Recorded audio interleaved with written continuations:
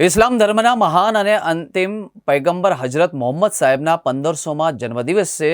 જશ્ને ઈદે મિલાદુન્નબીની ઉજવણી અંતર્ગત ખિદમતે ખલ્કના સંદેશને સાકાર કરવા માટે ફૈઝ યંગ સર્કલ અને ફૈઝ ચેરિટેબલ ટ્રસ્ટના ઉપક્રમે બાકરોલ ખાતે રક્તદાન કેમ્પ યોજાયો હતો, જેમાં રક્તદાન કરવા માટે યુવાનો સાથે મહિલાઓ પણ ઉમટી પડી હતી અને રક્તદાન કરી રક્તદાન એ જ મહાદાનના સંદેશને આગળ વધાર્યો હતો। આ કેમ્પમાં 171 રક્ત યુનિટ એકત્રિત કરવામાં આવ્યું હતું। હું ફૈઝ યંગ સર્કલનો એક મેમ્બર છું।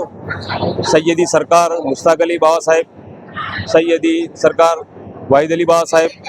એમની રહેબરીમાં ફૈઝ યંગ સર્કલ અને ફૈઝ ચેરિટેબલ ટ્રસ્ટ બંને સમાજ સેવા માટે અર્પણ કરેલા છે। તેના અમે બધા સેવકો છે અને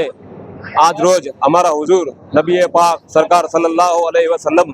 ને 1500 વર્ષ પૂર્ણ થતા તેમની યાદમાં 1500 યુનિટનું અમે આજે સમાજની અંદર આ ભારત દેશની અંદર એકતાના એક પ્રતીક રૂપે અમે અર્પણ કરવાના છીએ અને એના ભાગ રૂપે આજે બાકરોલની અંદર તાલુકો આણંદ જિલ્લો આણંદ બાકરોલની અંદર આજ રોજ અમે